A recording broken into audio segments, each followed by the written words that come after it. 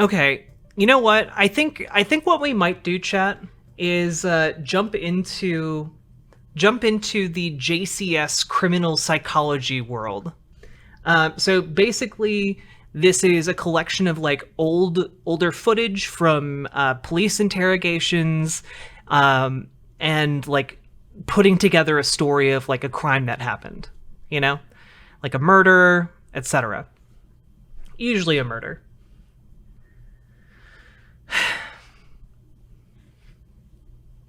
And I find them really interesting, and also they're just I don't know, they're really interesting. Okay, let's watch. Well, I guess we'll start at the beginning.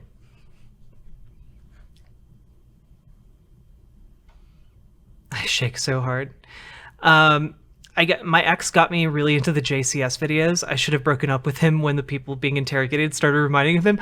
Oh my god, Ravana.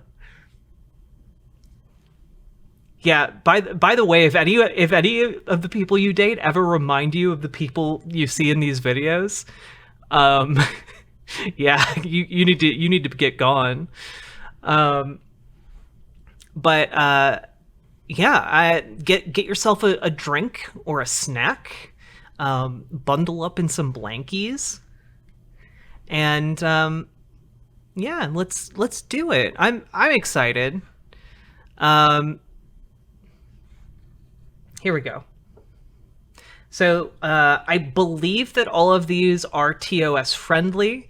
I do just want to preface this that some of the material might be triggering for people who've had some pasts, but it's all presented like it's all presented as like a very detached, kind of like almost like a academic perspective.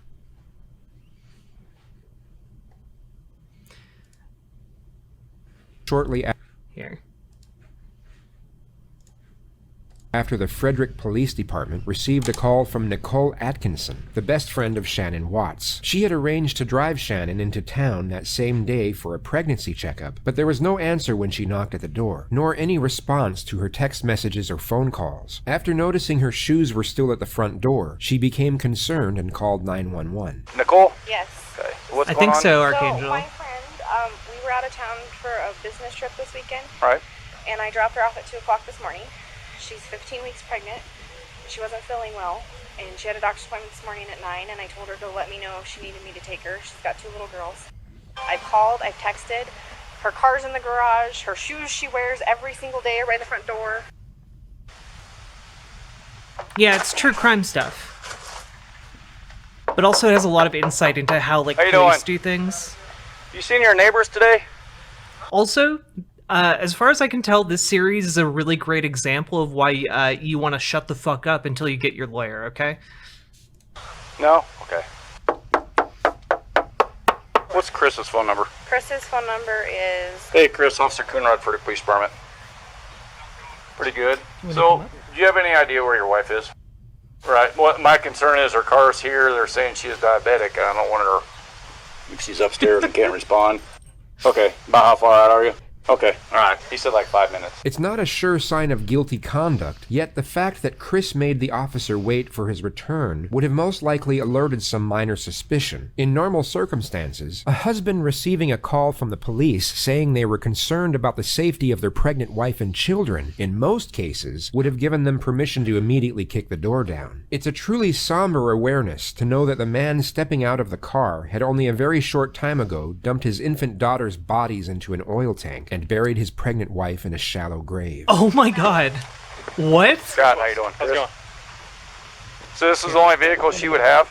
Only one that, yeah. She would drive? Okay.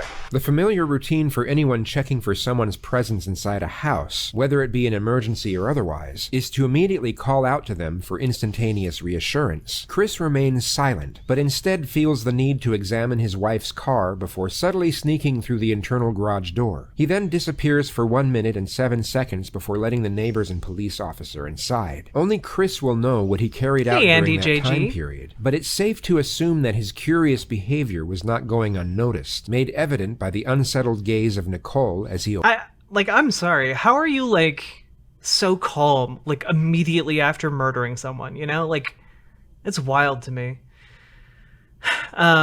Jellyfish, I'm glad. Join us for some true crime breakdowns.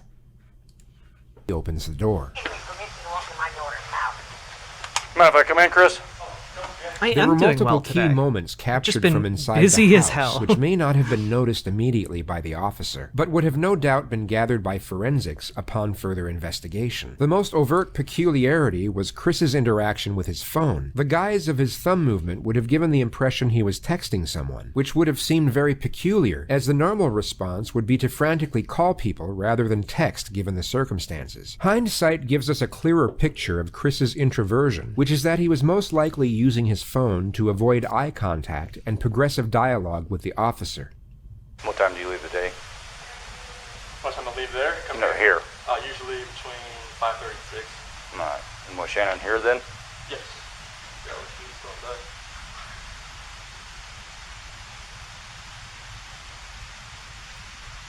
in bed. This series really, like, I don't know, the way that they break this down, really almost makes you feel like you're like a Sherlock Holmes type, you know? Like they stop, they explain like the body language, and then like you can absolutely see it happen, you know? You usually watch the kids, or you have daycare watch them? Or? She usually watches the kids if they're not at school. Okay.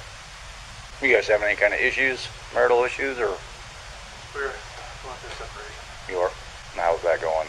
It's going Civil for the most civil, part, or? yeah.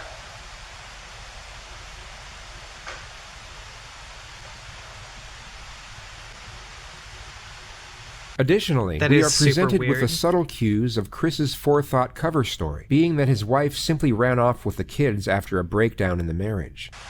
All the girls' blankies are gone. Their blankets they sleep with, they don't leave anywhere without them. Good.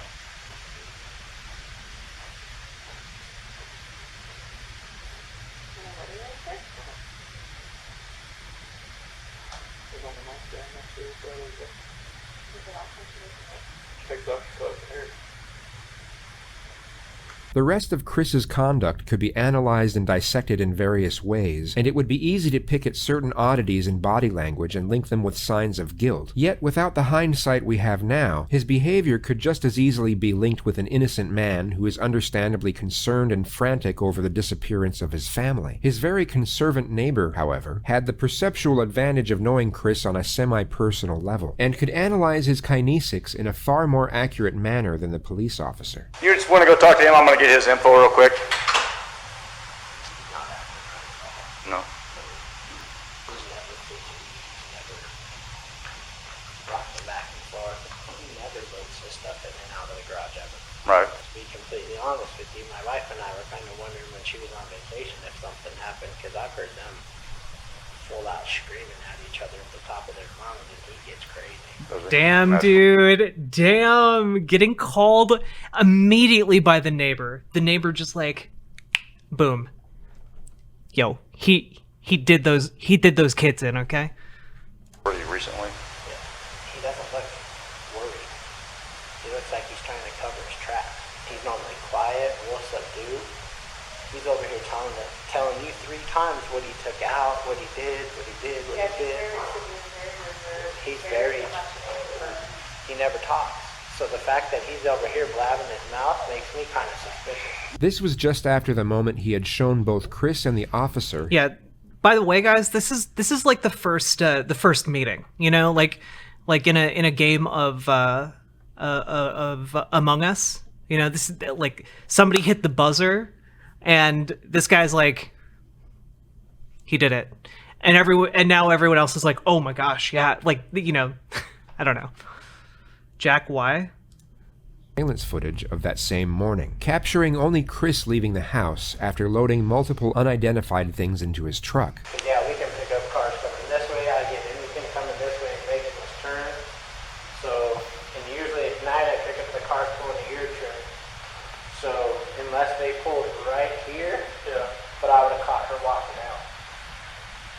Although not fully incriminating, as Shannon and the kids could have left through the back entrance, this was an extremely detrimental piece of evidence, and would have no doubt been extolled by forensics and made Chris an immediate prime suspect. The following day, Chris, for some bizarre reason, agreed to be interviewed by 2 separate news stations, where he came across as extremely unimpassioned and detached from the alarming nature of the situation. Like when I got home yesterday, it was like a ghost town. Like she wasn't here, kids weren't here.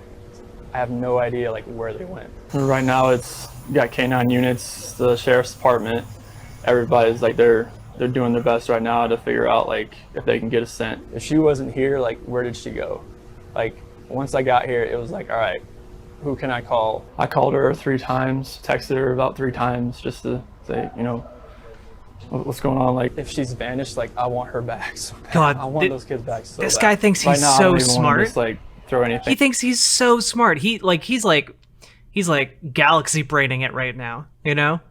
Out there, like I hope that she's somewhere safe right now and with the kids. Last night I wanted that knock on the door. I wanted to see those kids running, just barrel rush me and just give me a hug and knock me on the ground. That's why last night was just horrible. I couldn't do it. I'm hoping that somebody sees something or somebody knows something. Yeah, like this is the day after the police came to his house, and he's like saying stuff like this. Like, holy shit! Most people would be like unable to string words together. Something and comes forward. Shanann, Bella, Celeste. No spoilers, you're out there, Jellyfish. just I haven't seen these come back. before. Like if somebody has her, just please bring her back. I need to see everybody.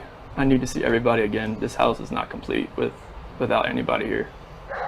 Please bring her back. This could have been construed as shock trauma, where a person will turn numb and retreat into themselves as a means of escape. Yet the viewers I do watching that. this live from home were probably thinking what we as the retrospective audience already know. He was called in for questioning 4 hours later. Those eyes are hella sussy, fam. Alright, let's do this. Somebody saw something. Somebody knows where these kids are. And I keep saying kids, I'm sorry, the kids in your life. I know you're going through a lot, so... Hey, Fair King. King. Tell me exactly what you remember, and I'll take notes about where we can go. Okay. So this 1:48 a.m. Let me switch chairs. Because when they come knocking... When they come knocking, I gotta use that key. One of the oldest and most commonly used techniques is for the interrogator to sit between the door and the suspect. This is for the purpose of heightening the feelings of isolation and dependence. It's an indirect subliminal message, letting Chris know that the only way out of that room is through the detective. It's an excellent tool for it's stripping such a away power confidence, play. thus increasing the telling signs and body language Yeah, no when information lawyer. is fabricated. No lawyer yet. 4 a.m. That's when my alarm goes off for work, and I'm just get dressed, brush my teeth, everything I do upstairs. Okay. About 4:15. That's when I get back, slide right into bed next to her, and start having a conversation with her about having the house up for sale and talking about it, like actually proceeding with the separation. Okay. And obviously it gets pretty emotional, like we're talking about, like we felt the disconnection was there, like falling out of love and trying to stay together, maybe just for the kids' sake, but we're realizing that doing like our homework, it's not, most of the time that's not gonna work. Yeah.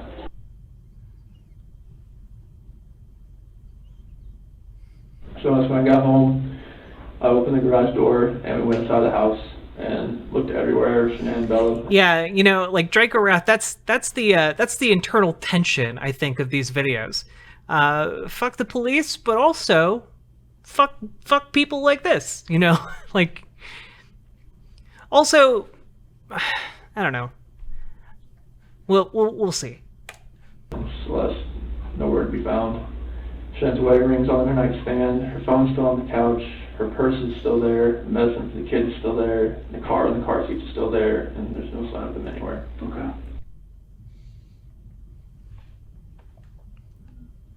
I was just hoping that, I left all the lights on in the house, I was hoping that I'd get a knock on the door, but Yeah, nothing happened. Yeah, but nothing happened. What do you think happened? At first, I really thought maybe she was just at somebody's house, just decompressing. What's going on, Steve? Yeah. But after today, like with the onslaught of all the cars, all the police cars, all the news, all the K-9 units,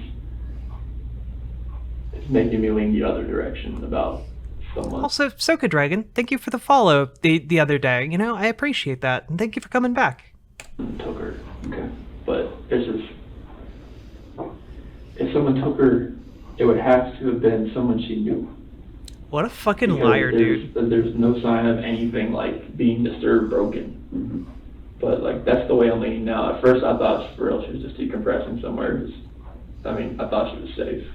Even though everything. I mean, she is decompressing somewhere and decomposing. I feel like this dude's language is like betraying a lot of what he's already done, you know? My voice is very soothing. Thank you. I appreciate that. House was left there. But now it's just after the day with the news crews and everything, it feels more the other direction, and it's freaking me out.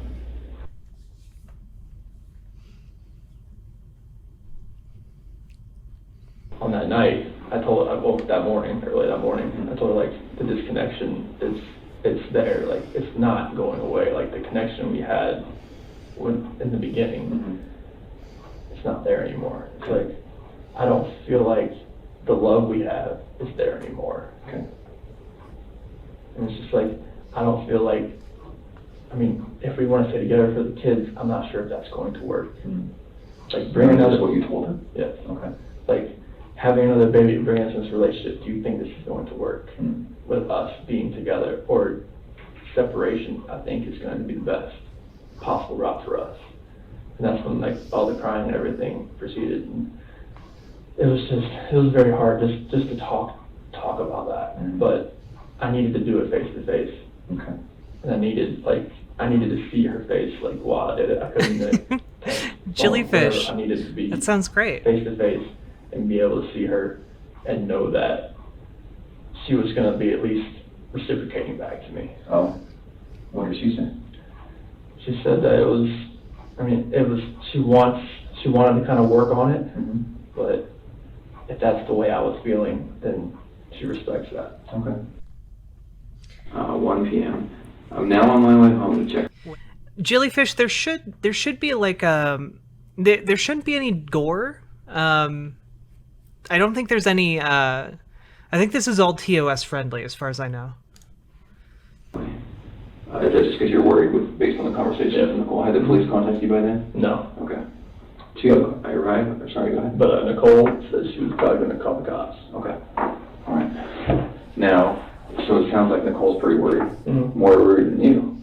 Oh, so once she couldn't get anything out of her and nothing was going on in the house, I was like, all right, I gotta go home. The sharp and sudden change of angle from baseline questioning to direct confrontation would normally make an innocent person refute or at least challenge the statement. There would also be a brief pause, as they would need time to process the allegation due to its perplexity. A guilty individual would already be in a defensive state of mind and would normally respond in a hastily modus. Instead of refuting the remark, they would accept it, but try and explain its actuality in a defensive manner. But it sounds like Nicole was more worried.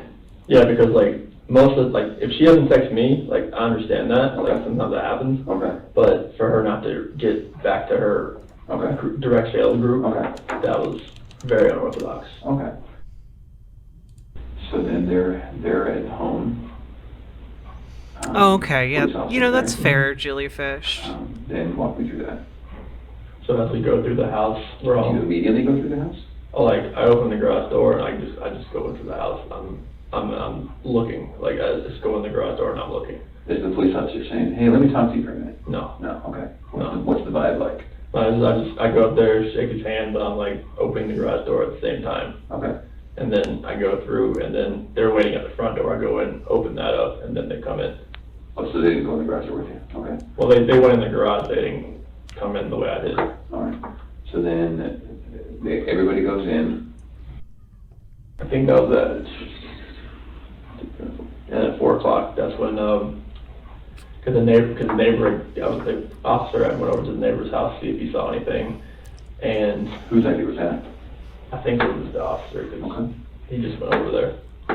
And then that's when Yeah, like having this not be like this like TMZ style reporting of like this coverage helps a lot. Like having this very calm, reassuring voice explaining different aspects of it that you wouldn't necessarily notice for yourself. I find that very interesting and also calming, reassuring. neighbor. Yeah, clinical. That's a good word. He had some stuff from the other night. Okay. Just show him like whatever he had, and I put motion on it. Okay. 4 p.m. Police check neighbor security footage and question them as well. Okay. Have we talked about that? Is that where we're okay? That's where we're at. Anything else about that? No, I mean it just shows Nicole dropping her off, but her not walking up, and it shows me loading my truck up at the time that I told you I left. Okay. Can we talk about something that's kind of hard to talk about? So when I work investigations like this, I have to keep an open mind on everything. Okay. And part of keeping an open mind is listening to you talk about your wife and your marriage. And the day she goes missing is the day that you guys have marital discord. Okay. So you can understand what I'm thinking about you. Yeah. What do you think about that? Makes me sick to my stomach, honestly. Like, I know, like, I've talked to a few of my friends, who's like, you know, this does not look good on you. I'm like, I know. It's like, if people knew that we were having marital issues, they're gonna look at me, especially with the way everything looks. And it honestly just makes me sick to my stomach because this is something that I would never do. What's something that you would never do? Nothing specific has been mentioned yet, my dude. Did you just crack after an hour-long interrogation? Like, interesting that your mind went there. Ever. I know, like, you have to look at every vantage point. This is something I would never do to my kids or my wife. At all. What? This is what is known as the pause technique. After the suspect answers a question, the interrogator will remain silent while maintaining eye contact. This physical demeanor gives off the subtle cue that he expects more information to be divulged and may already know more than the suspect realizes. I'm not sure, like, what I could do to make people believe that, just because if they knew we were having marital discord, they would automatically look at me. But Dude. I would harm anybody in my family. No one mentioned that, my dude. This absolute chat of a detective just like sitting there, like letting this guy dig his own hole. Amazing.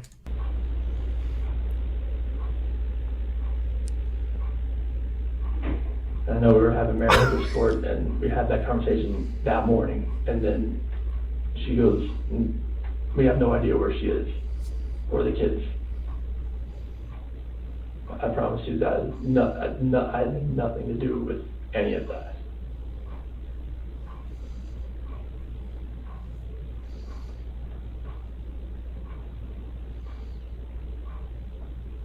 I mean, the cop implied that people might think he did something, but also the cop never mentioned any harm or this guy hitting the kids or killing the kids.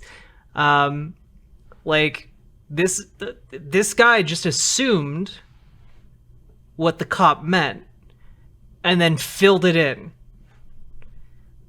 in a way that looks really, really bad for him. Are you telling me the truth? I'm sorry. I've done this to customers by going quiet. Why should I believe you? A truthful individual will normally respond to this question with a question, such as, "Why are you asking me that?" or "What's going on here?" They will often protest the aggressive nature of the inquisition, or give a short and forceful response. Because I'm a very trustworthy person, and the people that do know me, they know how I'm a calm person. I am not an argumentative person. I am a person that's never going to be abusive or physical in any kind of relationship. I would never harm my kids. I would never harm my wife. I mean, you can talk to any of my friends, any of her friends. They know me. They know I'm a low-key guy that's quiet. I'm not about confrontation. I'm not about anything that elevates to that level. I mean, you can, like, if someone like yells at me, screams at me. I'm a low-key guy, says man who buried his wife in a shallow grave and put his 3 children in an oil drum. I just take it and I just try to get it by the wayside and get it back to where it's just a cool conversation to where, like, none of that gets to that height. Because I am not that person. Officer, have you considered I'm just a small bean?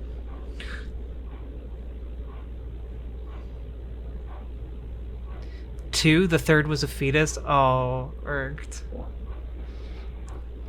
Okay. Would you take a polygraph? Sure. Okay. Let's take a little break. I'm going to come back in here because I have a lot more questions for you. How you feeling? Looking at that picture,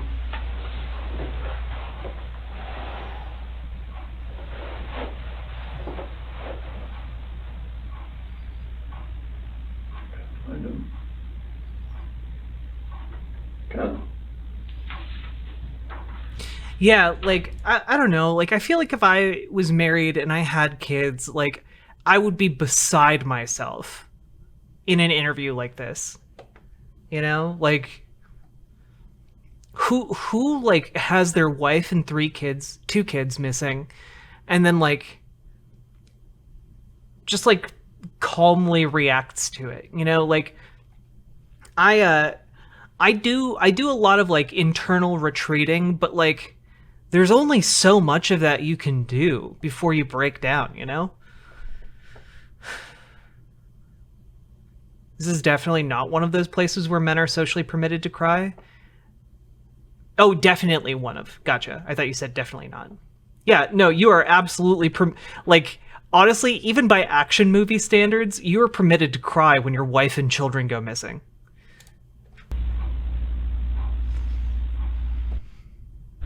Celeste, she's Rampage.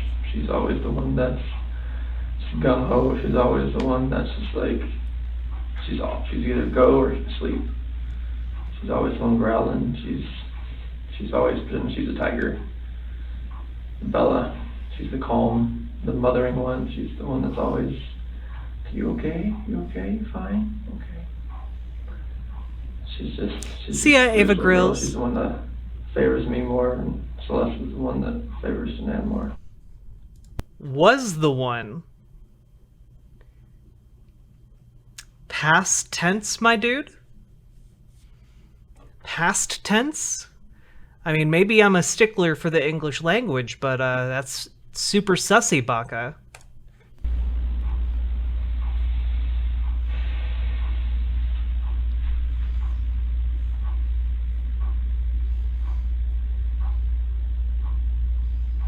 I remember when they wore that dress. She just wore that dress not too long ago. No, yeah, well, Entrama, like, it's amazing. The detective's just sitting there while this guy, like, torpedoes his own, like, fabricated story. It's incredible. I unbuttoned the back of it so I could get her pajamas on. She's like, no, Daddy, button. I got button. Bella loves those spaghetti strap dresses. She likes long dresses. She was a girly girl.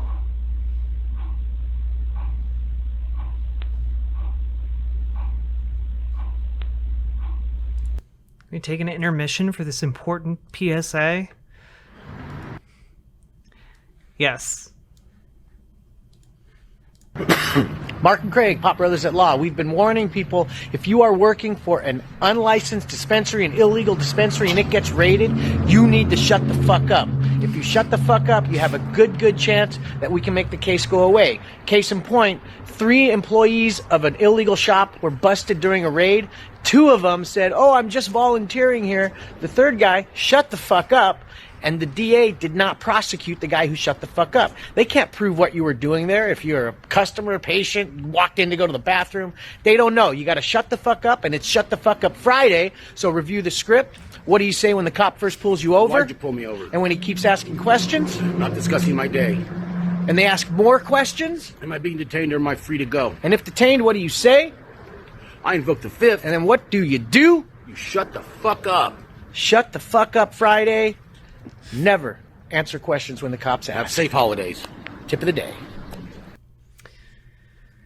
So many of these murderers would have gotten away if they just would have gotten away with it if they just weren't so keen on looking innocent, you know?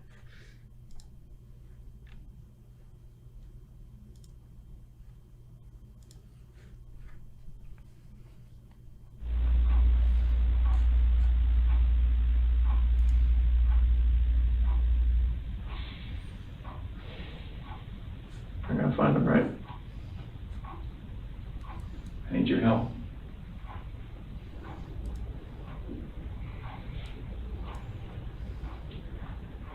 When we find the guy who took him, what do you think we should do?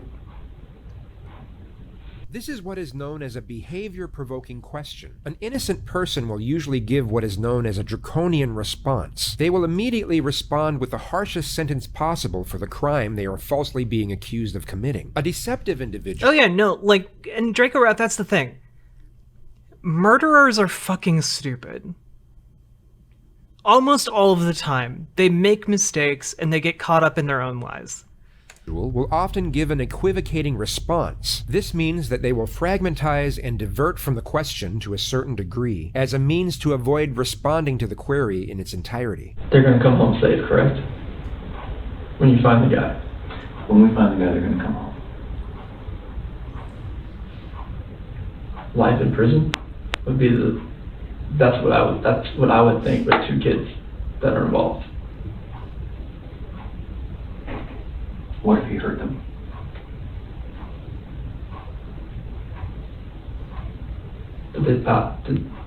I'm not sure if like that penalty is even used. Is it used in Colorado? I'm not even sure. What is the death penalty? Okay. I mean, like. I'm sure if somebody murdered, say hypothetically, their wife and 2 children, I guess, you know, I guess they you know might get off with like a slap on the wrist with life in prison, or maybe the death penalty. Like, if these kids are not alive, like there's nothing you could do to cope with that, to make me cope with that. If those kids are not okay. Okay. Can we keep talking about some complicated things? Sure. Some things that are going to make you uncomfortable? Yeah, that's fine. Okay. You've done very good in talking to me about this really hard conversation you guys had. Okay. Very good. That's sometimes hard. And I understand why sometimes someone in your position says, doesn't want to tell me about that. Because please go help me find my kids, and you don't need to know about my marriage argument, okay? So I gotta say, you've done very good at that. And I need you to keep doing that. So I need to ask you about your marriage and infidelity. Sure. Okay, tell me about it. I have never cheated on my wife. Okay. And I fully suspect she has never done that to me. Oh, okay.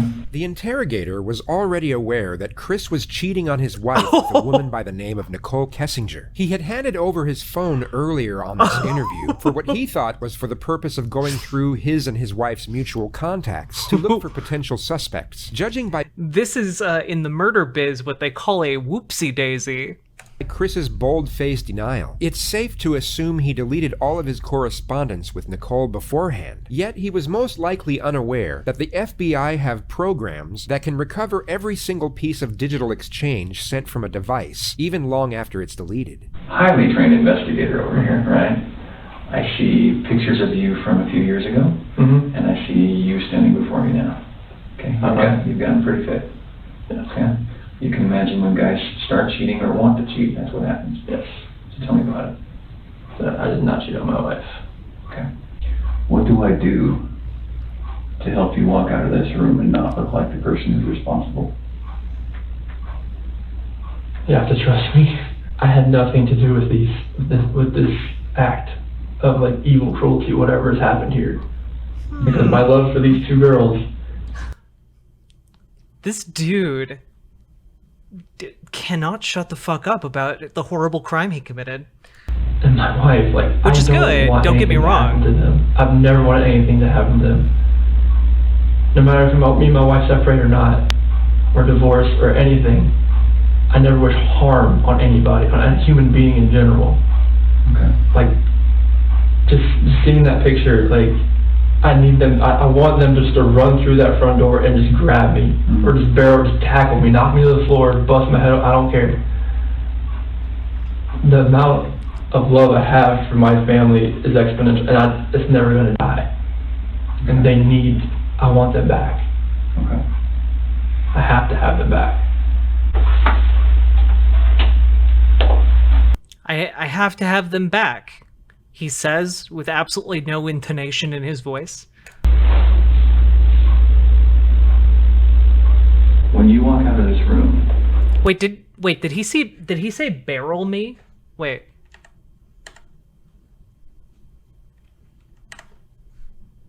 And I want them back. okay. At me, or just tackle me, knock me to the floor, bust my head, I don't care. He did say barrel me. Oh dear. The amount. I think that's like the second or third time he said barrel, actually. I think he said it earlier. Am I high? Of love I have for my family is exponential, and it's never gonna die. And I want them back. Okay. I have to have them back. Yeah, because like didn't he put the kids in like oil barrels or something? Confront this motherfucker.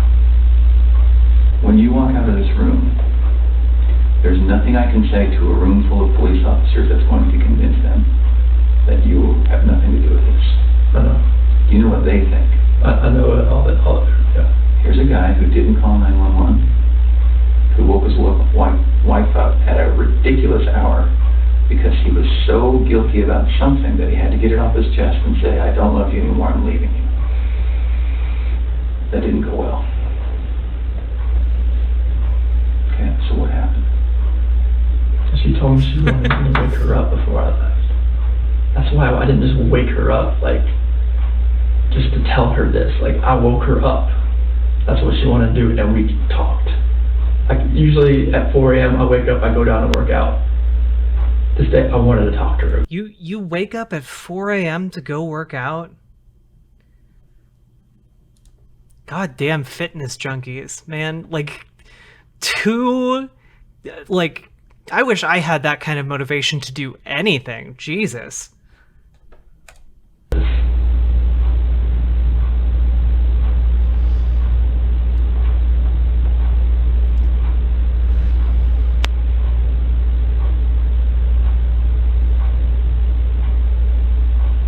You know you can eat that. I love these girls.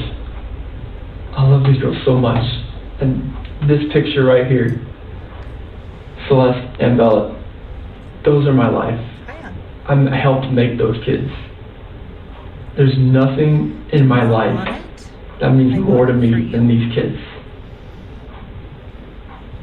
Nothing. Kids, that's your life. That's your lifeline.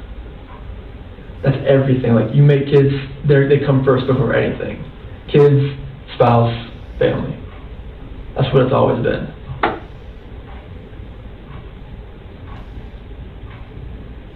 Yeah, he's like distancing himself from the kids. Nothing you told me tonight makes sense.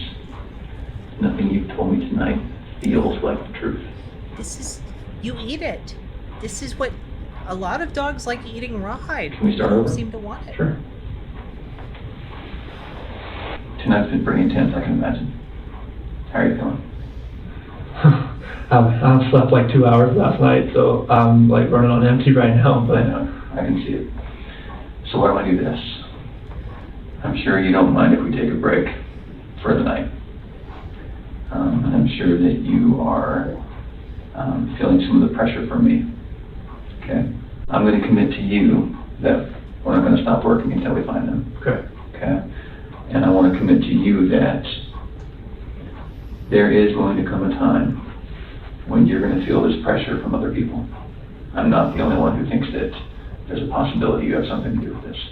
Like another FBI agent, like pressure, or like just like Everyone. okay, Everyone, Chris. okay.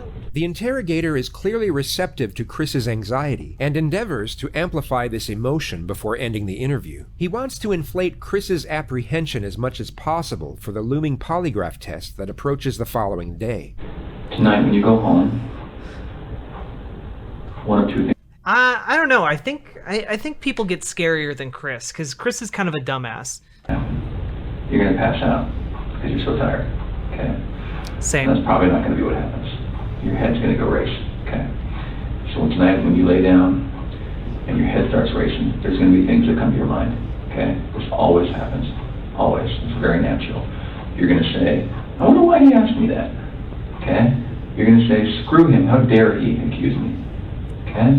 You're going to say, I wonder if they thought of this. Okay? And then you're going to say, I probably should have told him something, or this or that. Okay? Those are the most common things.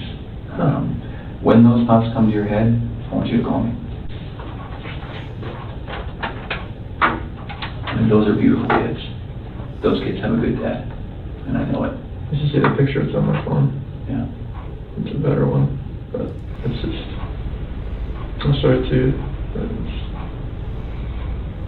Did he Those just kids have a good apologize? dad. The following discourse from the officer could be construed as the reframing technique, where an interrogator will try and shift the suspect's view of themselves from negative to positive as a means to Splootbringer, lightening thank the you for the iniquity 100 of their biddies. crimes and increasing the chances of a confession. However, this is Catalina. more likely what is known as Also, yes, Catalina Gearbox. I do have a dog. Her name is Sammy, and she's very good and sweet. But she hasn't spent a whole lot of time in my apartment building. So she's very anxious. And she's a family dog, so I'm just taking care of her for 2 weeks before she goes back to my mom's house. passive accusation, where the interrogator is almost certain of the suspect's guilt and indirectly accuses, and in some manner, indignifies the suspect. This is made evident by the high praises the officer gives to Chris for extremely trivial deeds. A lot of dads don't get second pairs of clothes and cook eggs and give them snacks at night. You know, a lot of men, that's woman's work, right? I like to get involved. But you're not that kind of guy. Okay. So can we say that tomorrow at Yeah, feeding your kids is woman's work. 11 o'clock? Yeah. Lay down. Polygraph? Here. Here.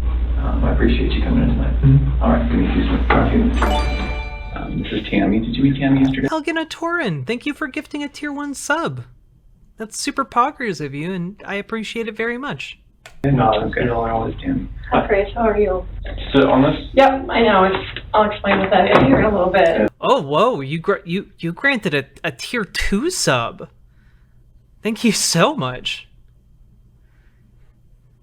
But you don't have to worry. It's not on or anything right now. It's not gonna buzz you or anything. Obviously, you're probably nervous about taking today's test. Honestly, I would think something is wrong with you if you weren't nervous about coming in here to take a polygraph. Even if people are like, I don't have anything to hide, it is nerve-wracking. And I have taken tons of polygraphs. Obviously, in my training, I went to 10 weeks for training. I've been a polygrapher for about 5 years. I went to the best school in the country, so I want you to have confidence in the fact that if you had nothing to do with this disappearance, like, we're going to find that out today, okay? I have the best training that they offer in the United States. We use the most validated testing. That's the way I'm going to ask you the questions, so believe me, if you had nothing to do with this, I will be able to show them that today.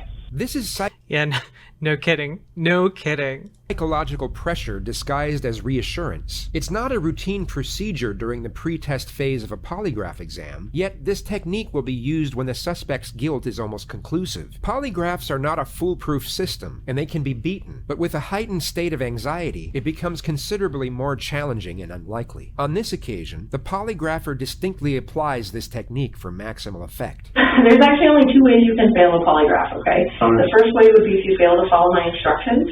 I'm going to give you a lot of instructions today about how to sit still, how to answer questions, things like that. So if you fail to follow those instructions, you will not pass today's test, okay?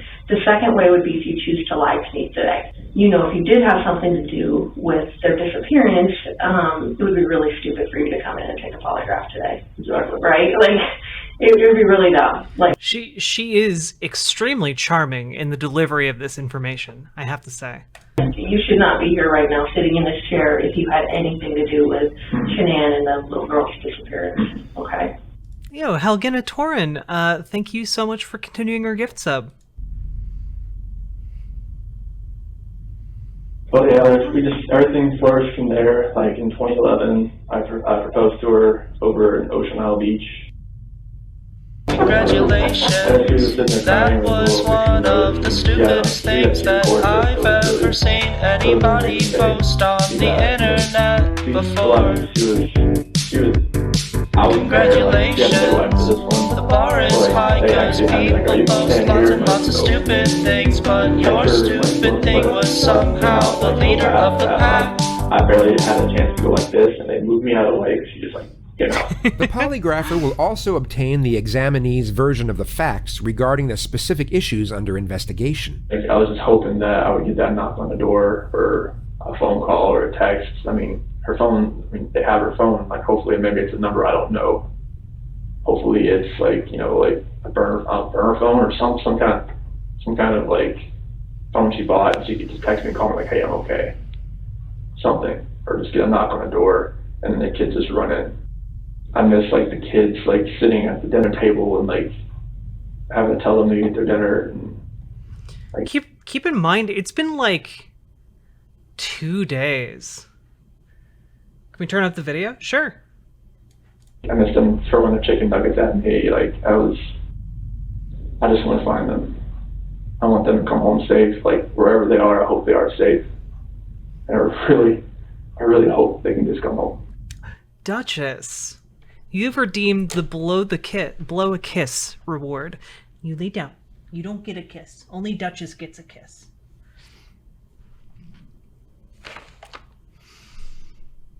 And here you go. I hope that reaches you, Duchess.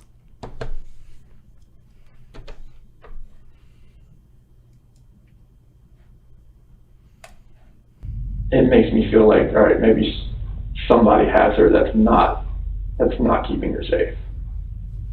You gotta catch it and keep it safe. And that's the nightmare. And what would that terrible thing be? Somebody hurt them. Chris recounts a brief summary of the event. Hey, Splitbringer, thank you for gifting a sub to Sokka Dragon. And states multiple vague possibilities for his family's disappearance. The polygrapher then starts to elect specific timelines for Chris to give his account on. You said the next thing you know is her getting into bed with you, is that right? I felt her get in bed. We didn't say anything because I just kind of felt it. Okay. Do you know if she was on her phone or like how any of that works? I don't think she was on her phone. Was she mad at all?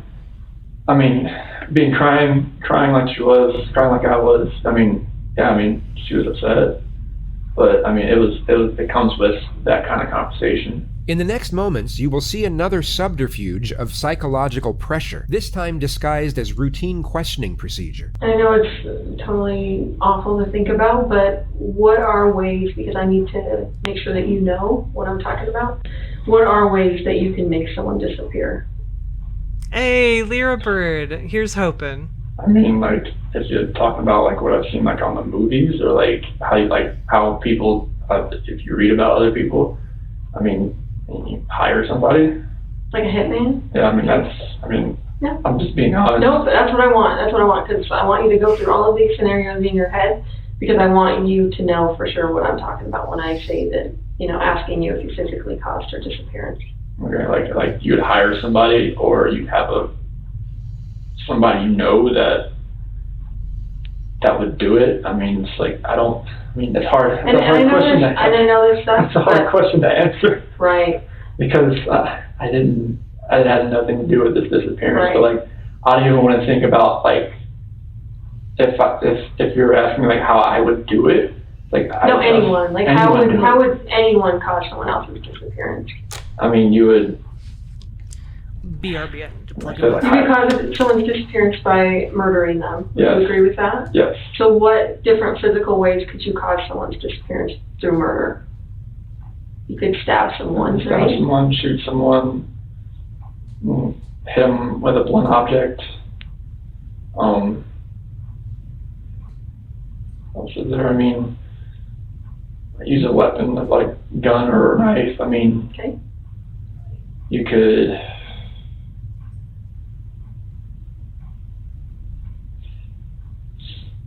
You could smother someone. You could strangle someone. Hang someone. I mean, yeah, you can. All that kind of things. I mean, it's hard to even think about that kind of stuff right now. Mm-hmm.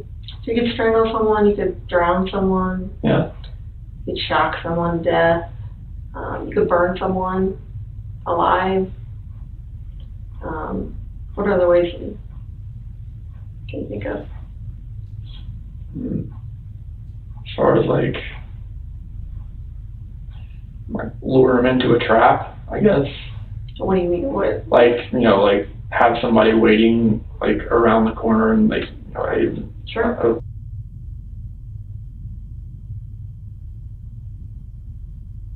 They're in a coma. Sure.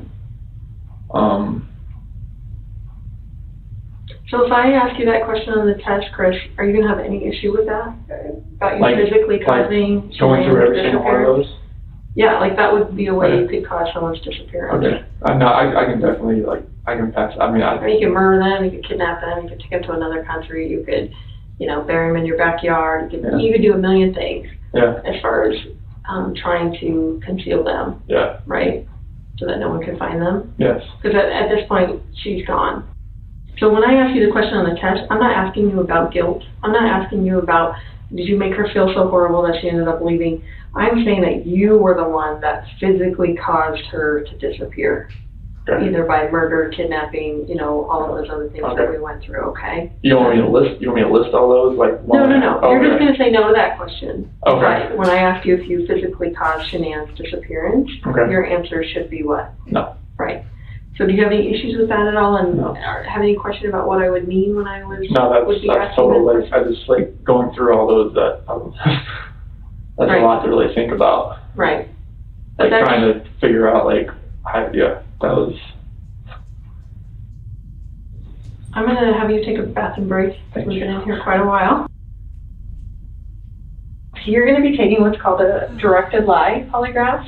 So what that means is there are going to be questions on the test where I want you to lie. I know it seems kind of weird, but you're going to know which questions these are, and they're going to be easy to answer. They're all going to start with before 2018. The directed lie test has 3 types of questions. Known truth questions. These are easy questions to answer, such as, are you sitting down? Or, are you wearing shoes? They serve 2 purposes. The first purpose is to provide a baseline reading for when the subject is telling the truth, and should elicit very little bodily responses. The second purpose is to disconnect the examinee's thought patterns between each question as a means for resetting their cerebration for a more accurate reading. Control questions. These are what the polygrapher just explained to Chris. Whenever she says, before 2018, at the start of a question, Chris will know he is purposely supposed to lie. Each of these questions are deliberately constructed that all answers will be responded with no. Relevant questions. These relate specifically to the crime being investigated, and the examinee will know that they are supposed to respond truthfully. A guilty subject will show a much stronger reaction to the relevant questions than to the control questions, even though they will be lying on both of them. This is due to the immediate threat posed by the relevant questions. So I'm going to say before 2018, did you ever lose your temper with someone you cared about? And you're going to say,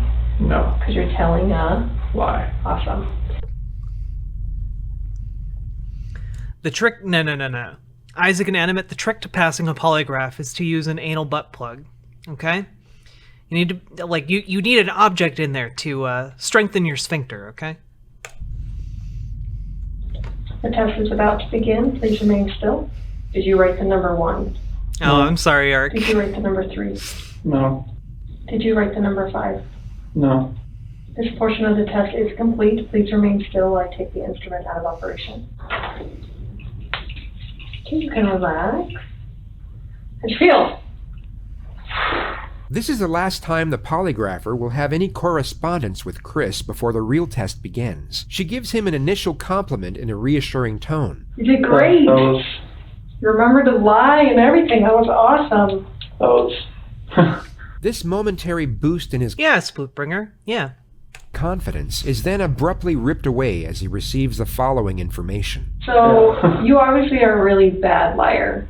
Have people told you that before? Like, the second you tell a lie, like, they can tell, like, on your face that...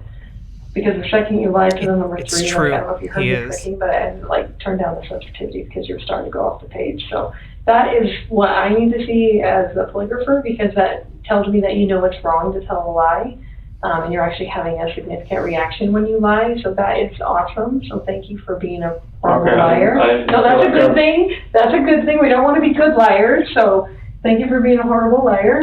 And that just shows me that, you know, obviously on the test when they're asking, you know, significant stuff about your wife, if you're lying to that, it's going to be even 10 times more amplified. So I appreciate that. I appreciate that very much, more than you know. So that was awesome. And the coolest thing about this is right now, there's only one person in this room that knows what the truth is. And in about 5 minutes, there's going to be 2 of us. So that's the coolest part, okay? And then I can go share that with them out there, okay? All right, you ready? Let's do it. The test is about to begin. Please remain still. Allie is crying. Thank you for the raid. Hello. How y'all doing?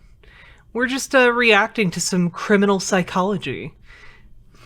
Because I didn't prep any political commentary today. Welcome. Raiders, please click the little picture of my face so I get credit for your lovely eyeballs. I hope you had a lovely stream. Allie is crying. I hope you weren't crying. I hope you were laughing. They were laughter tears. Yeah, we're just chilling and learning about true crime, and I'm having a good time. Chat seems to be having a good time. It's a little bit different than what I usually cover, but this is what you get with an impromptu stream, you know? And Allie is crying. Viewers, if you could hit the follow button if political news and commentary is kind of your jimmy jam. And yesterday I actually interviewed Anna Kasparian from the Young Turks. It was really, really cool. And you should check that out if you're interested. But yeah, hit the follow button. I'm a full-time streamer, so give me money too, maybe, if you feel like it.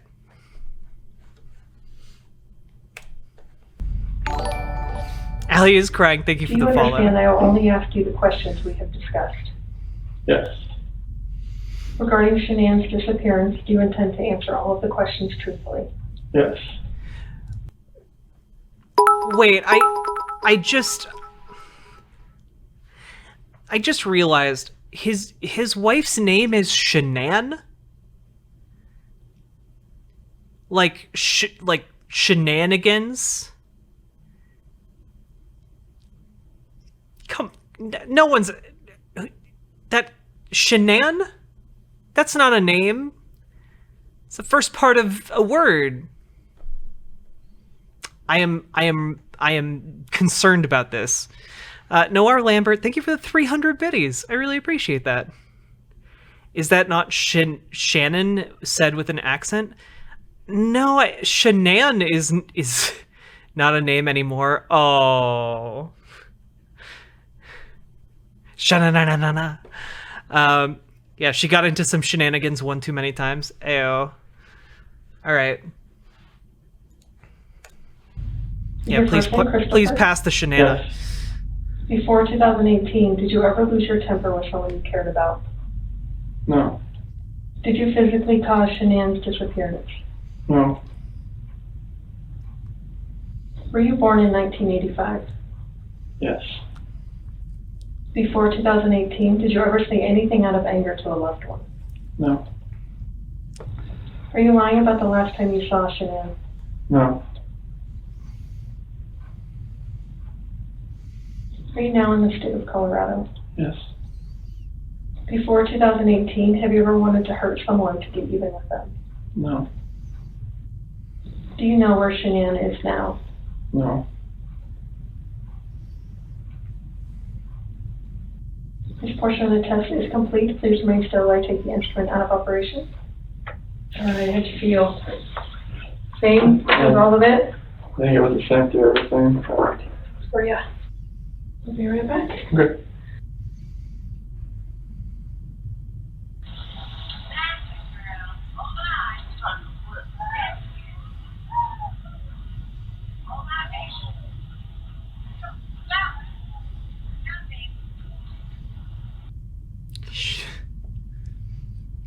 God, I hope the guilt is eating him up inside. Oh my gosh, I did forget part of it, didn't I? Yeah, Splitbringer, at the very beginning of the video, he actually had just jet black hair. Over the span of 3 days, he turned gray. True story.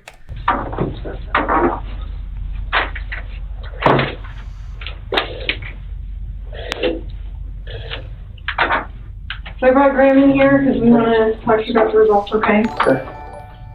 Molly Misfire, thank you for the follow. So it is completely clear that you were not honest during the testing, and I think you already know that. You did not pass the polygraph test. Okay. Okay. So now we need to talk about what actually happened. I feel like you're probably ready to do that. I didn't lie to you on that polygraph, I promise. Chris, I know. Stop. It's time. Just stop for a minute. Take a deep breath. I want you to take a deep breath right now.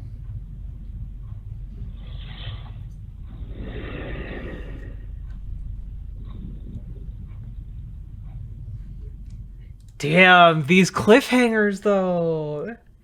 These cliffhangers though.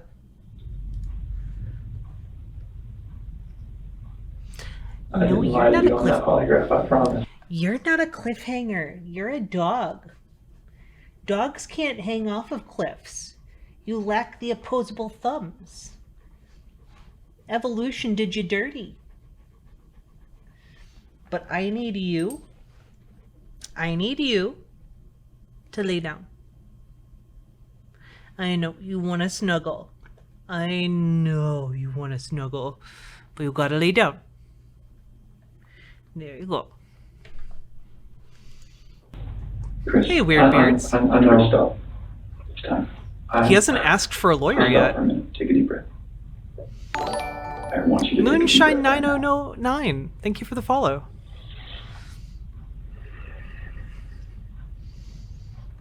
There's a reason you feel sick to your stomach.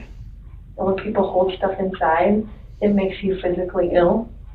And I can just tell on your face, I could tell from the second you walked in that you were wanting to just come clean and just be done with this.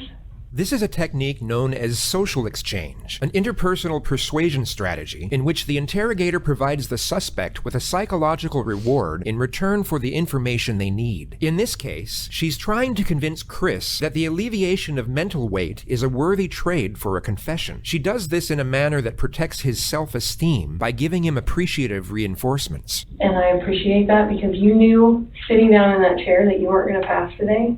And you knew I was going to find out because I told you that. And then you continued to stay knowing that you could, at the end, say, you know what? I just need to get this off my chest. Everything that I have told you, I did not lie on this polygraph. I don't know how much I could tell you right now. Like, I did not. It's not even an option right now because you did not pass the polygraph. So I know you were being deceptive. So that's not even an issue right now. The issue right now is what happened to Shanann, Bella, and Celeste.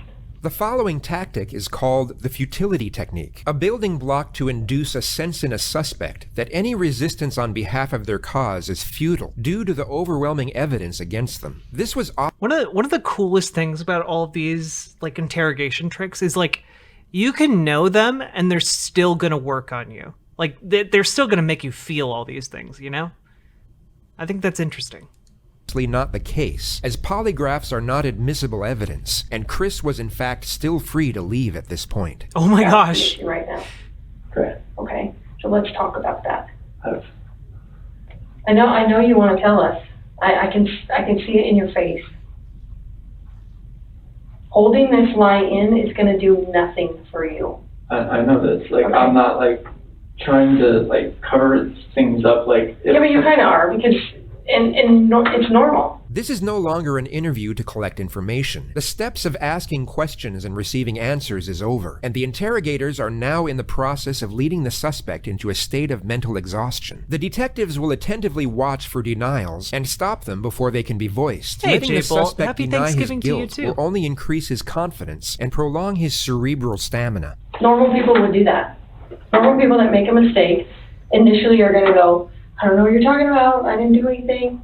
That's normal. I would expect that. That's a natural reaction that someone's going to initially lie about something like that and then eventually tell the truth. So this is your eventually telling the truth time. Yeah, I would feel much different about this if we didn't know that this guy had murdered 3 people, 2 of them being children and 1 of them being a pregnant woman. This is where the rubber meets the road, Chris. Like, don't let this continue any longer, please. I'm not trying to make anything continue. Like, I want them back home, like... But you know they're not coming back home.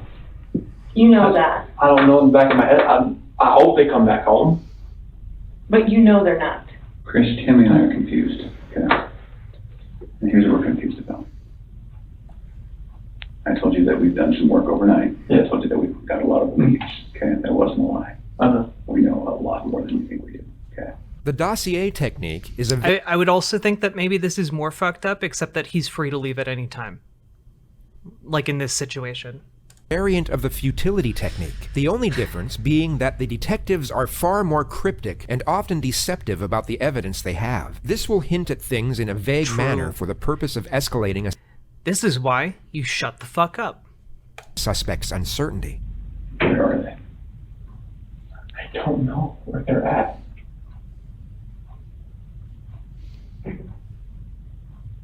Honestly, I do not know where they are at. If I could have my babies back home right now, I would. I want them back. I want everybody back. That is the God's honest truth. Although the detectives want to intensify Chris's psychological stress levels, they do not want him to become reactively agitated, as this could lead him to objecting and resisting every step of the way, and the interrogation will never get off the ground. It also significantly increases the chances of him requesting legal counsel and ending the interrogation outright. This elicits the interrogator to change approach and utilize what is known as the ego-up technique, where the detective will build on the self-respect of the suspect through positive reinforcement. It is very surprising to me, and it warms my heart that you're the type of dad who can pack a bag in the morning. And you know just what to put in there. You know just what to put in there as a backup in case they have an accident. Okay? You know what the clothes to put in there.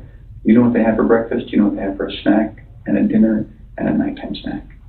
You can tell me the book you read to your daughters. Okay?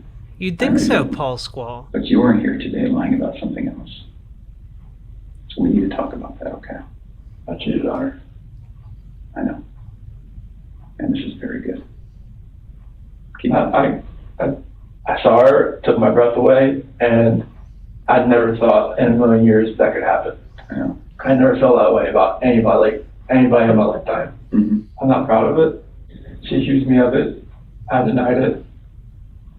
I cheated on her, and I feel horrible for it. Like, she was pregnant, and it was... I don't want to. I didn't hurt her. You're doing a good job. This is the Chris that I knew would come out today. This is the Chris who tells the truth because you're a truth teller. I don't think this girl did anything to hurt anybody. When you leave her out of it, okay, get back to your wife and your daughters. Okay. Yeah, there's 100% a ton of issues with our legal system.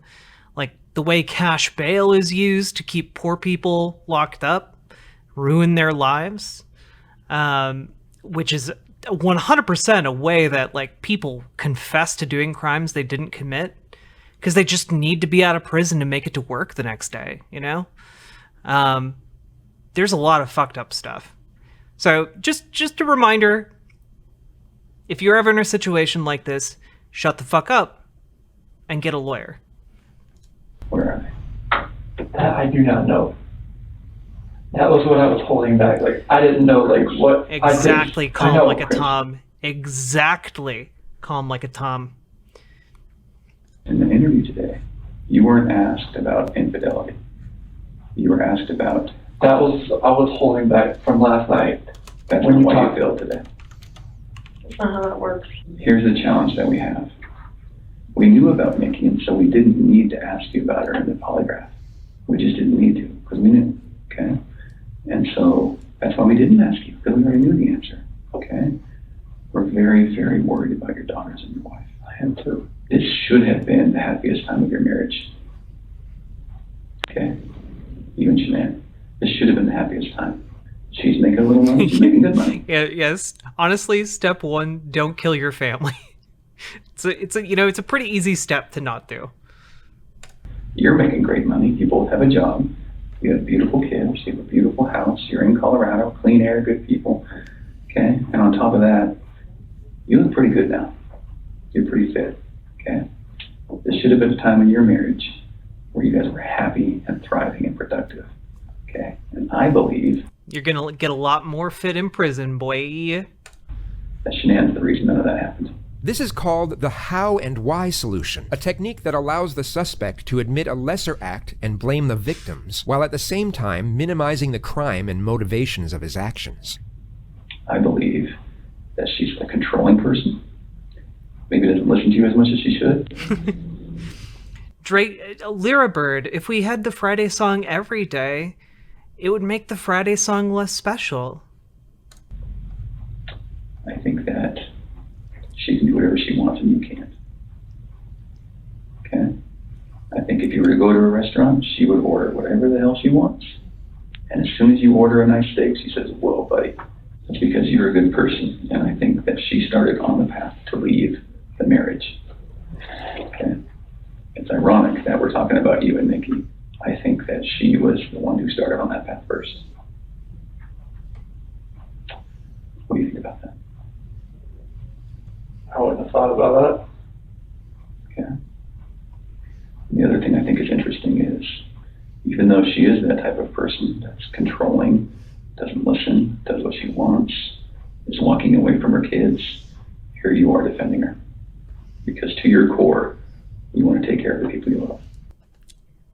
She's curled up under the desk. I thought I'd be able to show you, and I couldn't do it because she's like on top of my foot. It's very, very cute.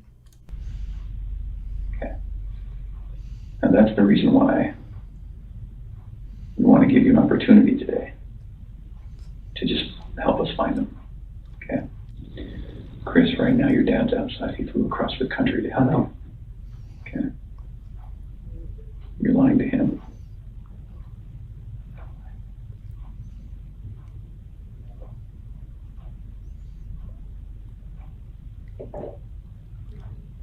You're lied to everyone you talk to.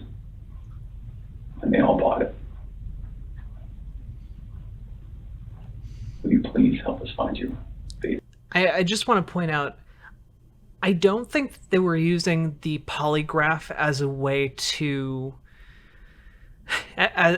gather evidence per se. I think they were using the polygraph as a way to like get him into this state, you know, basically as a way of signaling to him, because they already knew he was lying and that they could catch him lying on a few things. Yeah, the polygraph was theater. It was theater to get him wound up, and then they could catch it. If they could catch him on a few of the lies they already knew he had told them, they might be able to catch him on something else. I want to find them. I've told you over and over, I want to find everyone. Can you understand that some of this just doesn't make sense to us? How is it possible that a woman and You kids and your weed. I'm so jelly of your weed. That's something the kids say, right? two kids are just completely gone off the face of the earth? I promise you, I have nothing on my hands I did nothing to those kids or her to make them vanish. As the interrogation goes on, the constant and relentless psychological pressure essentially puts Chris at the edge of his ability to function cognitively. It's a slow and methodical process of breaking down his resistance while maintaining a balance of pugnacious and reassuring psychological techniques. I just find it hard to hear you talk about just having this emotional, conversation with Shanann, and you're bawling and crying together, and you have not shed one tear in 2 days that you've been here. Not one. And help me understand that, because I don't get it. These are your baby girls, and you have not shed one tear over them not being around. Chris, I lose my 4-year-old in the store for 10 seconds, and I start to go panic. I have not seen any of that from you at all. Help me understand that. I love those girls. I would never do any just because I haven't shed a tear. You get no, that's weird. Is that weird? Don't look into that like I don't love my kids. Tell me, explain wife. to me. You're crying with your wife that you're leaving her. Yeah. But you don't cry that your 2 little baby girls. I'm hoping they're still around somewhere. I'm hoping they're still somewhere. In the next moments, you will see step 7 of the Reed interrogation technique known as the alternative question, where the suspect is given an alternative and far more morally acceptable choice for what happened. Chris, did Shanann do something to them? No, I don't know. I'm serious. I have no clue. No, you would have known, because they didn't leave the house. Did Shanann do something to them, and then did you feel like you had to do something to Shanann? They were at the house when I left. They were there. They weren't there. They didn't leave. They vanished. Oh, shit. They were there. The only way they could have left is in your truck. Oh, crap. Did Shanann do something? Something happened in the house that you know about. We know that something happened to all 3 of them. But I want to know, did something happen to these baby girls first that you had to take into your own hands and deal with? You had to clean it up for Shanann. Chris, you gotta tell us. There's something that happened to these baby girls. Look at them. I know. Before you came in, I was watching videos. We have no doubt you love these girls with all of your heart. I have no doubt. Yeah, he loved them so much. That's okay. It's what we do with those mistakes that make us who we are. Chris, it seems like you're thinking about it right now. What are you thinking about? She couldn't have.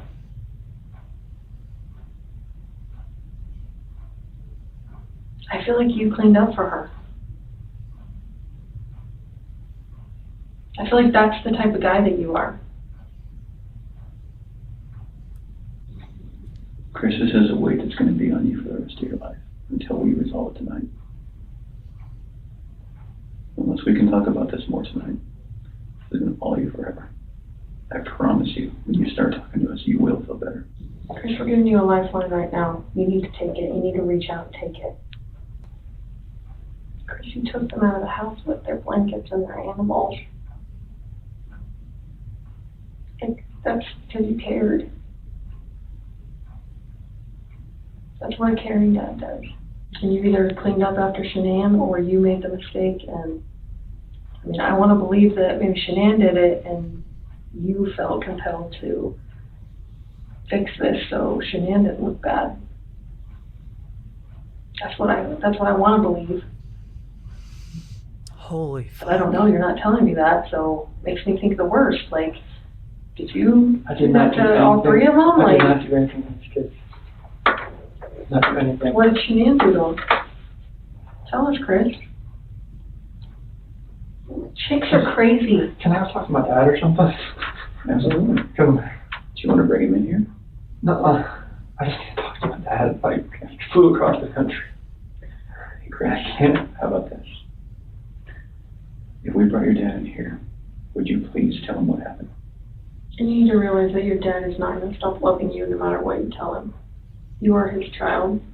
Unless you tell him that you're trans, Chris. Unless you tell him that you're trans. And he will not stop loving you. Never. Ever. And this is not the last chapter in anyone's story. At all. Okay. Did he do anything? Yeah, he murdered his pregnant wife and 2 kids. Hey, Chris, we're going to let you have however much time you need, okay? Sure. You can leave us in there or no? Yes. Okay. Tell us how long or... And this, polygraph. Red Menace Dragon, thank you for the 300 biddies. No, you lay down.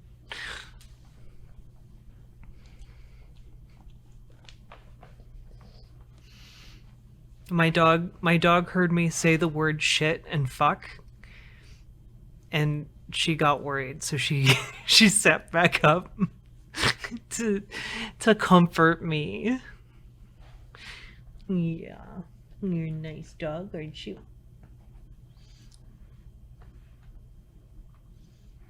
Yeah, a nice dog. Can you lay down though? I have a show I need to be doing.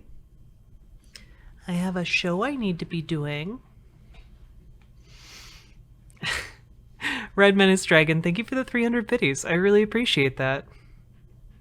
But dog instead of frog. Oh. Oh, but your breath's so stinky. Your breath's so stinky. Failed it. There's too much emotions. Anything else you want to tell me? What's going on? Or what happened or anything? When we had that conversation that morning, it was emotional and told her about separation and everything like that. Mm-hmm.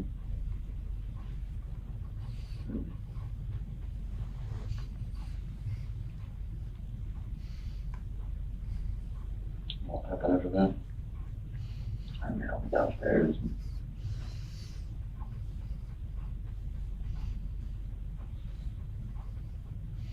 A hogless doggy? What? What? I want to protect her. Yeah, her name is Samus. I don't know what else to say.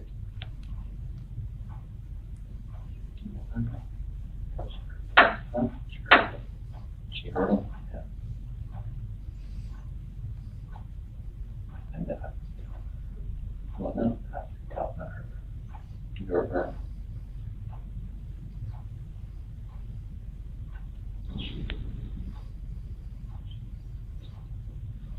One, She smelled it? Or choked it? I didn't hear anything. When I was downstairs, I came back up. They were gone. Talking to her about separation and everything about, and she lost her. I don't know, like, what else to say, like, I freaked out.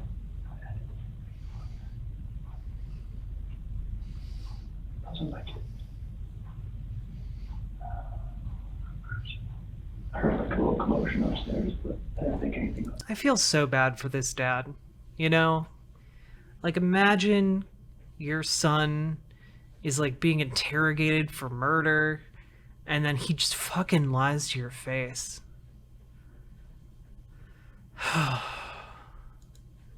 And then you went back upstairs and she was... There, I could see like she was on top. Well, choking her for that. Did she kill him? They're blue. Both of them. Yeah. She choked both of them to death. I freaked out when she hit me.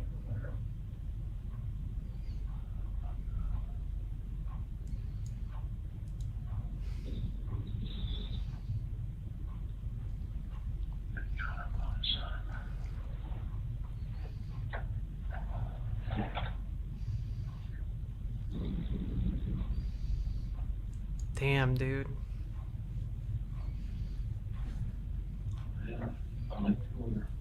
You gotta get... Yeah, wait.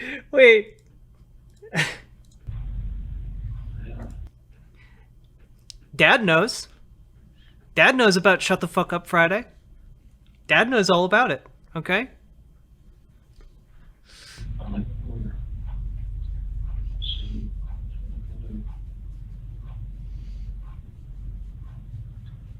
Range.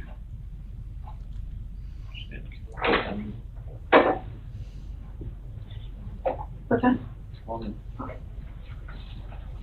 Less than 10 seconds after the mention of the word lawyer, the detectives re-enter the room and immediately reinforce Chris with non-verbal empathic communication. They immediately divert Chris's attention from the well-informed advice of his father to their own appreciative reception. No, you don't need a lawyer, Chris. You really don't. Just tell us more about this murder you did.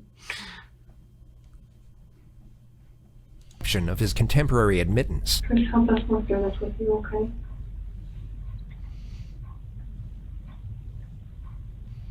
Will you tell us what you told your dad? She was remembered.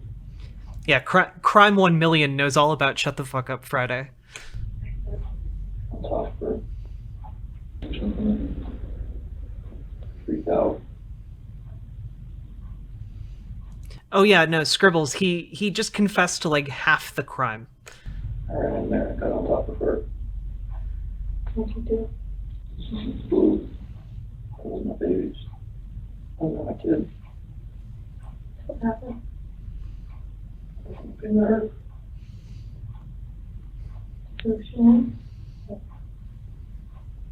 Although not the full avowal they are pursuing, Chris has still confessed partly to the crimes, and they now have one foot in the door. He is no longer free to leave. Yeah, this dude is about to hit bedrock in Minecraft, okay? The interrogation now returns to a non-suggestive process, where the detectives will collect further information, where they will not contaminate with excessive or direct input. I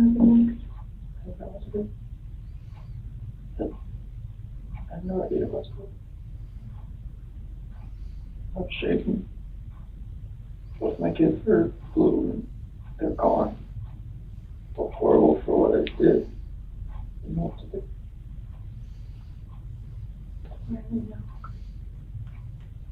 You can lay down. It's okay to lay down under the desk. Can you tell us where they're at? You have to keep them out of the cold.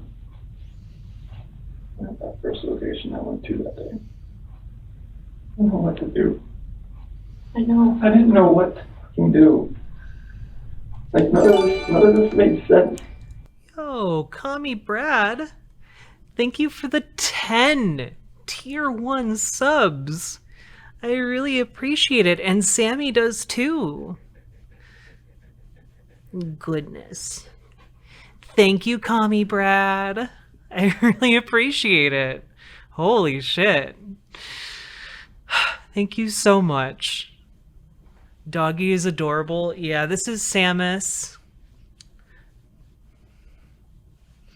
And I love her. I give her smooches. Okay, but you really do need to go lay down. Go.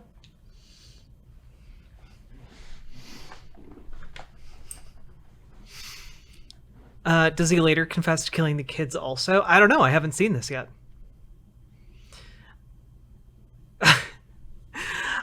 No, I have a family dog, non-binary superpowers, so I'm just taking care of her at my place for like a week or two. My mom just got out of the hospital, so yeah. And also she gets a bit weird when I do my show because she thinks I'm talking to her, but I'm talking to all of you. It's very confusing for dogs, okay? She's very dog-brained. She is the epitome of a dog-faced pony soldier, okay? Also, again, Commie Brad, thank you so much for the 10 Tier 1 subs. I really appreciate it.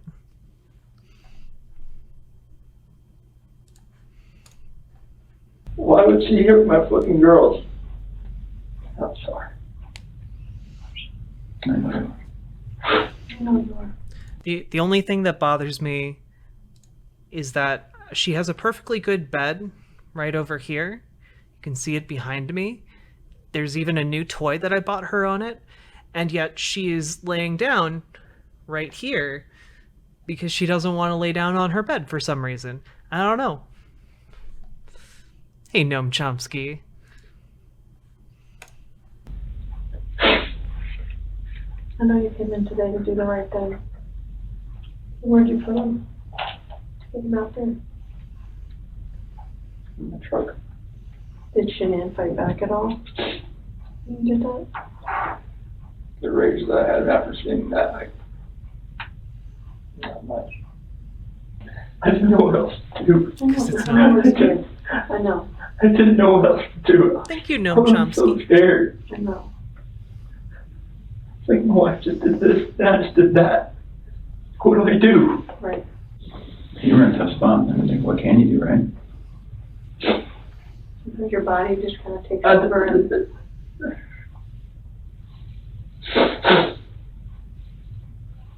What's going to happen? We're going to help them get out of there. Chris, I know they're gone, but they're still your babies. And you're still their dad. I don't want them out there. I don't want them out there. And you don't want someone else to find them out there. You don't, I promise you. You give us a second so we can kind of get some things arranged. Can you do that? Like jail. Yeah, you're going to prison, Chris. This is just fucking horrible. I've always said she was an unstable person, but I never thought that in a million years that could happen. Why did this happen to me? Well, why did this happen to those two little girls? Chris, you killed the girls too. We don't know yet, Scribbles. We're watching criminal psychology videos at JCS. That's like on the old news anytime soon. No, not tonight.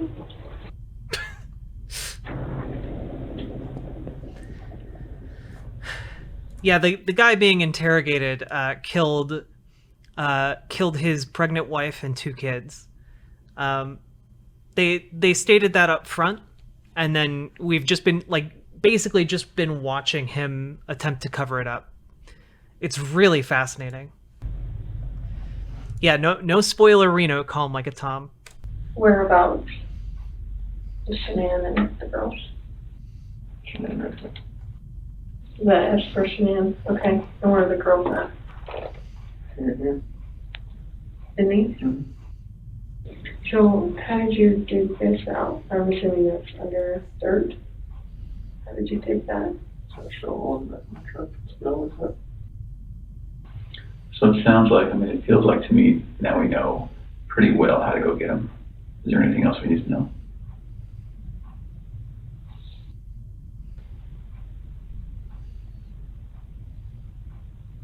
What do you think of that, Chris? Let my family down. Yeah, you did, Chris. Let my dad down. Let my mom, sister, nephew, nieces, friends, co-workers.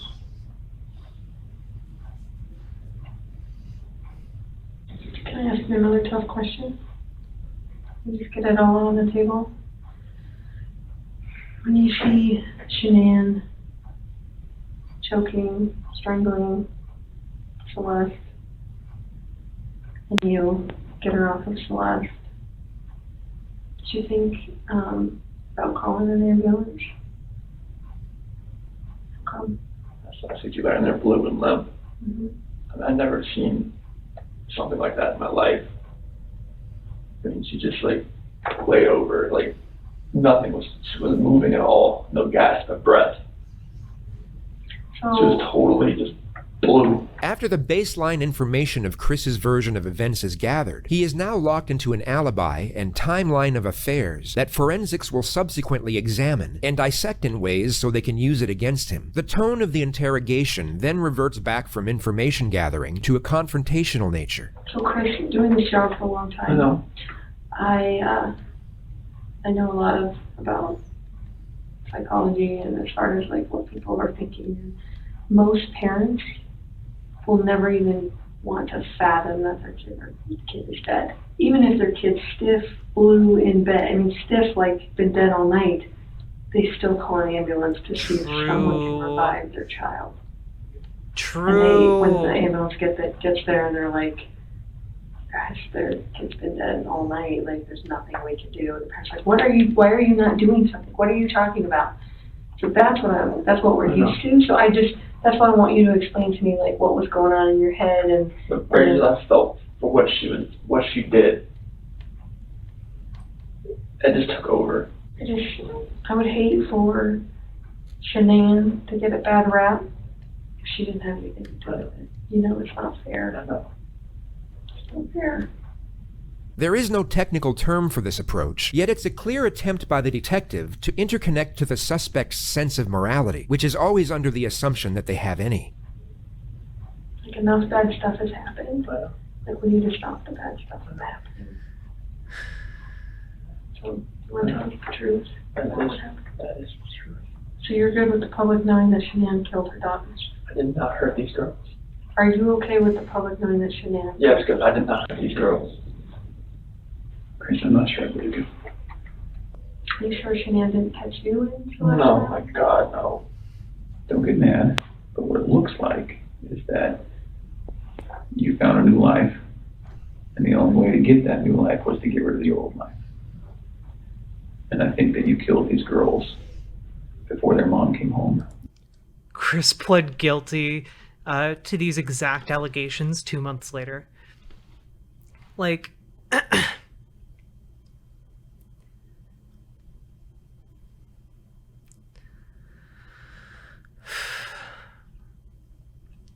it's incredible to me. Like, there are so many ways you could solve these situations without murdering 3 people. You know? There are so many other options. Like, just communicate with your loved... Well, I guess it's not a loved... They're not a loved one if you're going to kill them, I suppose. But, like, just get a fucking divorce. People do it all the time. It's cool. Like, just get a divorce. Have a conversation.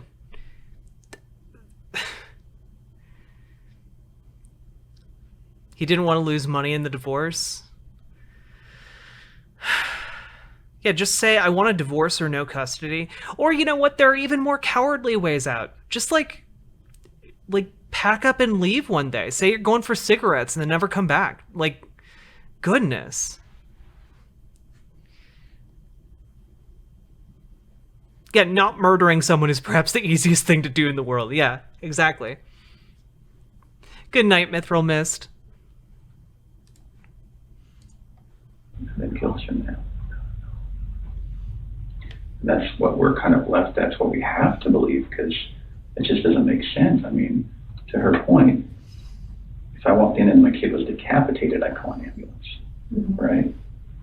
So knowing there's no hope. It just doesn't make sense. It just doesn't add up. So either you're this monster who says, I just want this young, hot girlfriend, so I'm going to kill everyone and hope it works out, or something. So I think we're very, very close to the truth, but not quite there yet.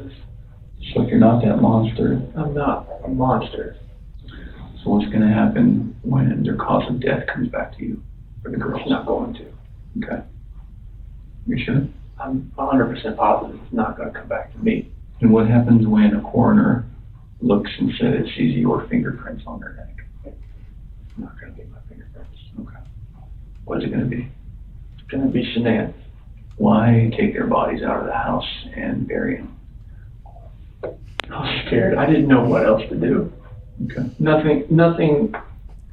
Look, guys, I'm known for my hot takes, like killing is, like, murder is bad, and also, have you considered not murdering your family? Okay, carve that onto my fucking tombstone. Nothing was gonna. I didn't know what to do. Yeah. I honestly didn't know what to do. Scared of what? Scared of what everything was gonna look like. My 2 babies were gone, and I just did that to my wife. Murder is bad wrong. A new word that we shall call badong. And I was the only one left in the house. What do you expect is gonna happen? Yeah. It did look bad, right? This was a nightmare. Yeah. Okay. Paladin, I need legal letterhead for that. Yesterday when you were talking, and again, this is before we kind of got to this moment today, you mentioned that we were talking, you said, I don't know where they are, and then you said something along the lines of, whatever happened to them is act of pure evil. What does that mean?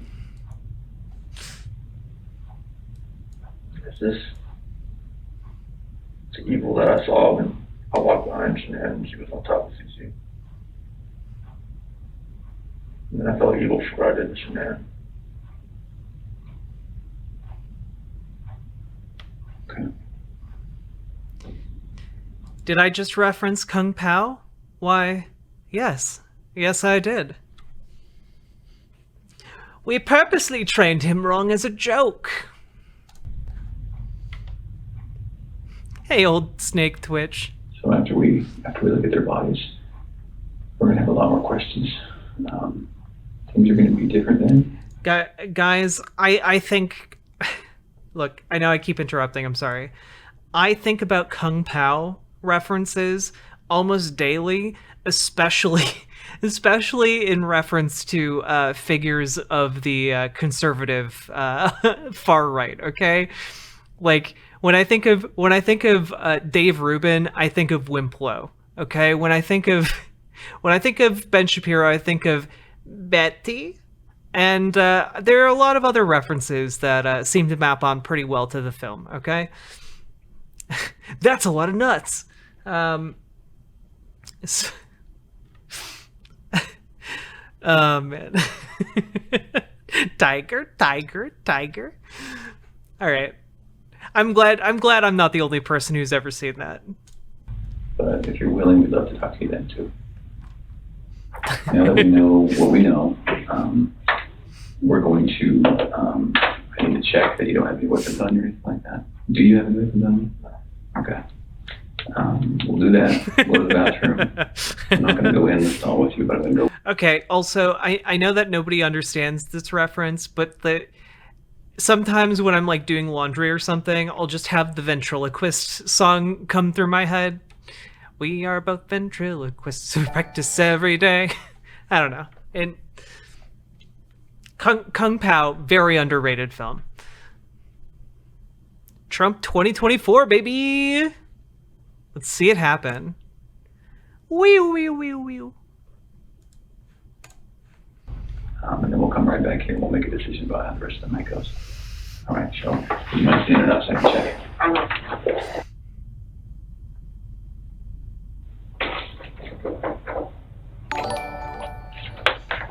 Trump over Biden, MAGA, baby. This interrogation was a true testimony of how mental fatigue can restructure an individual's cognitive rationale. You support Trump? Oh no, absolutely not. Just want to be clear. Definitely not. But he is very funny. Also, I don't really support Biden, which is why I say fuck Joe Biden. Chris maintained his innocence even after the failed polygraph, and if he had kept that stance, he would have walked out of that police department as a free man for at least another night. Yet, after a prolonged state of isolation, anxiety, and fear... I do like Bernie Sanders. This is true. Coupled with the cerebral influencing tactics of the interrogators, the alleviation of getting out of that situation was in that moment perceived as enough of a luxury to exchange his freedom for it. Chris, don't stand up for me. But I'm going to have you face that wall. Lift up your hands.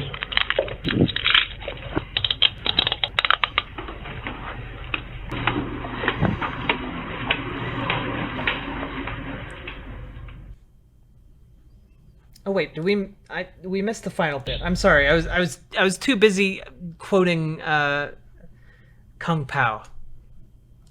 We're going to have a lot more questions. Things are going to be different then, but if you're willing, we'd love to talk to you then too. Now that we know what we know, we're going to, I need to check that you don't have any weapons on you or anything like that. Do you have any weapons on you?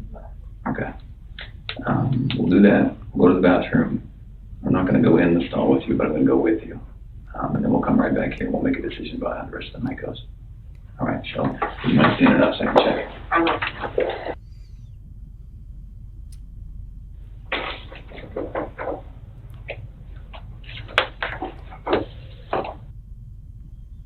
This interrogation was a true testimony of how mental fatigue can restructure an individual's cognitive rationale. Chris maintained his innocence even after the failed polygraph, and if he had kept that stance, he would have walked out of that police department as a free man for at least another night. Yet, after a prolonged state of isolation, anxiety, and fear, coupled with the cerebral influencing tactics of the interrogators, the alleviation of getting out of that situation was in that moment perceived as enough of a luxury to exchange his freedom for it.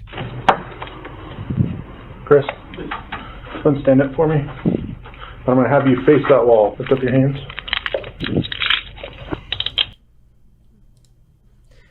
Get got, son. Get got. Now, just as a reminder, everybody, this is how you should react when the cops ask you questions, and why you shouldn't just go and give a statement to cops. Mark and Craig, Pop Brothers at Law. We've been warning people, if you are working for an unlicensed dispensary, an illegal dispensary, and it gets raided, you need to shut the fuck up. If you shut the fuck up, you have a good chance that we can make the case go away. Case in point, 3 employees of an illegal shop were busted during a raid. 2 of them said, "Oh, I'm just volunteering here." The third guy shut the fuck up, and the DA did not prosecute the guy who shut the fuck up. They can't prove what you were doing there. If you're a customer, a patient, you walked in to go to the bathroom, they don't know. You got to shut the fuck up, and it's Shut the Fuck Up Friday, so review the script. What do you say when the cop first pulls you over? Why'd you pull me over? And when he keeps asking questions? Not discussing my day. And they ask more questions? Am I being detained or am I free to go? And if detained, what do you say? I invoke the 5th. And then what do? You shut the fuck up. Shut the fuck up Friday. Never answer questions when the cops ask. Have safe holidays. Tip of the day.